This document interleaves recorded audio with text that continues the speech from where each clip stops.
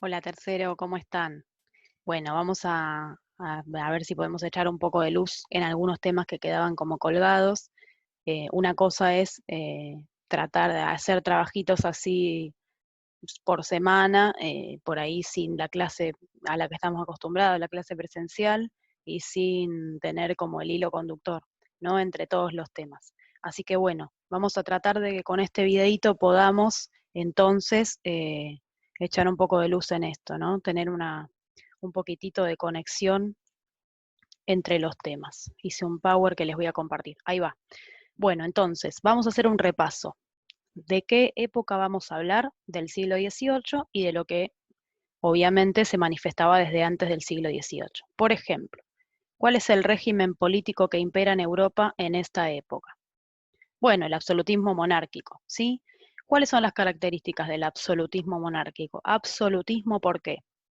Algo absoluto es algo absoluto, absoluto, absoluto. Es decir, el rey va a tener todo el poder, nadie le va a decir al rey que no, nadie le va a decir al rey que no puede hacer algo. Cuando digo todo el poder, me refiero a todas las funciones, ¿sí? Tanto ejecutivas, tanto legislativas como judiciales. Entonces, el Estado va a estar, sí, concentrado solamente por el rey. Yo acá les puse el Estado soy yo, que es una frase como un poco que explica este tipo de gobierno, ¿sí? Esta frase la dijo Luis XVI, y por qué colocamos esta frase y por qué nombramos a Luis XVI. El Estado absolutista francés es como el ejemplo clave del absolutismo, ¿sí? Después vamos a ver que, por ejemplo, en Inglaterra el absolutismo no era tal, no, casi no prosperó. Pero en el caso francés es como el caso clave si nosotros tenemos que estudiar el absolutismo. Entonces, el Estado absoluto tiene todos los poderes y además se considera todavía, aunque parezca viejo y parezca del medioevo, de la medievalidad, eh, el Estado, es decir, el rey, el monarca, se siente representante de Dios en la tierra, ¿sí? El Estado está ahí, el rey está ahí, porque supuestamente Dios es quien coloca a ese rey en ese lugar, ¿sí? Bien, esto va a ser así durante el siglo XVIII, hasta que la era de la revolución, ¿sí? Que fíjense que empieza justamente el libro, por lo menos de Hobsbawm, o lo que Hobsbawm llama la era de la revolución, empieza justamente con la Revolución Francesa y termina con la última de las revoluciones burguesas. Esto va a sonar así raro, pero después cuando vayamos avanzando van a ver que les va a sonar más. Entonces, ¿qué conceptos claves tenemos que tener en cuenta para poder entender estos procesos? Por un lado, el de revoluciones atlánticas, por otro lado, el de doble revolución que ya vimos en otros videos, ¿sí? Bueno, acá les puse un chistecito para que tengan un poco de onda el Power. Les voy a compartir también el Power igual para que si quieren ver el video, vean el video y si quieren ver el Power por ahí con más detenimiento de lo que yo lo voy pasando acá, puedan, ¿sí?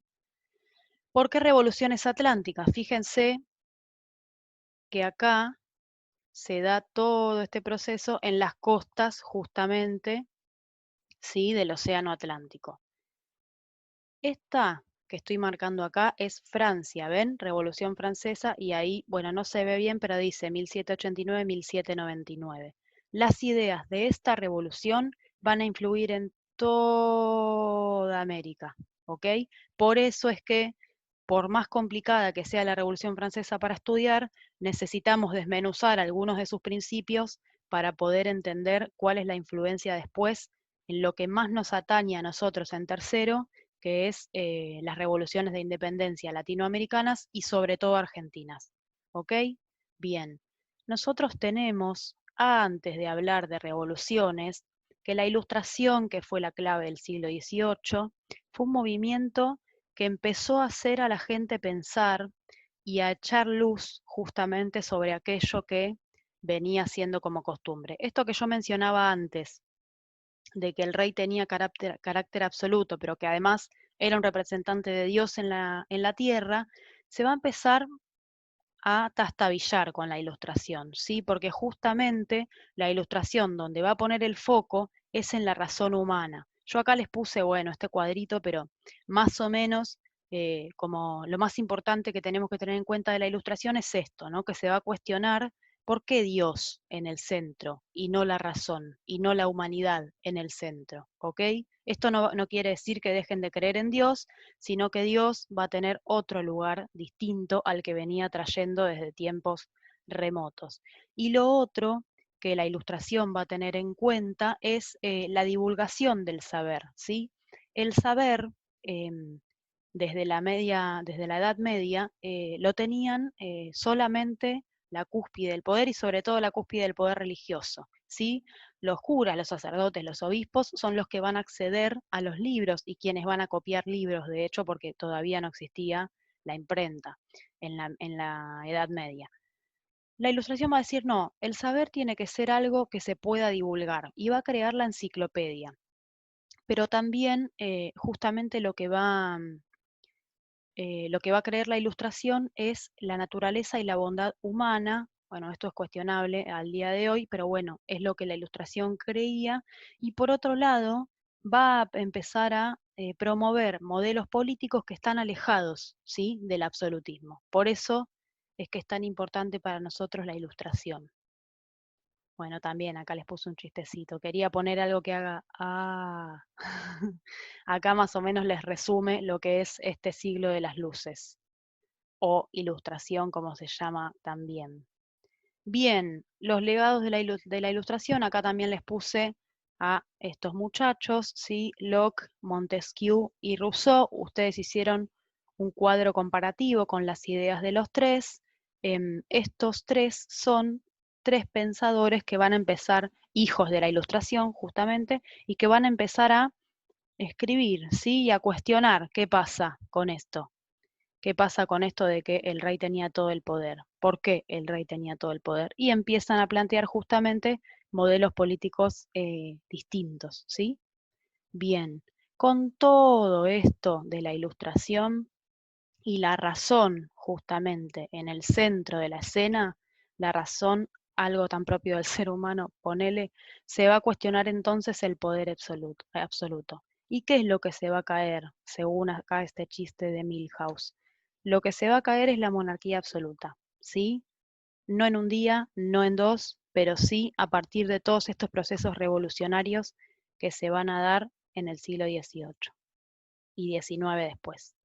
Pero ¿quiénes van a acceder al movimiento ilustrado? Si bien la ilustración era una corriente filosófica que lo que decía era que el saber se tenía que divulgar, esa divulgación del saber va a llegar hasta los primeros estratos, ¿sí? Es decir, la clase pudiente, ¿sí?, la nobleza, que es la clase que venía manteniendo el poder desde siglos y siglos y siglos, y la clase burguesa que viene pujando, viene pujando. Nosotros a los burgueses ya los conocemos, ya los vimos el año pasado y todo, pero viene pujando, ¿sí? Esta es una escena, es una pintura famosísima, donde ven, están contando plata y miren a la chica, a la señora que está con el libro, ¿sí? ¿Esto qué nos plantea? ¿Qué nos deja ver? Bueno, que la burguesía empieza a abrirse camino, ¿sí? A través del conocimiento y a través de la acumulación, ¿sí?, de capital, de dinero, va a empezar a obtener justamente el poder económico para luego abrirse camino eh, a través de la política, y esto se va a ver clarísimo en lo que es la doble revolución. ¿Por qué doble? Porque por un lado es política, por el otro lado es económica, ¿sí? Las dos patas necesita la burguesía para hacerse con el poder.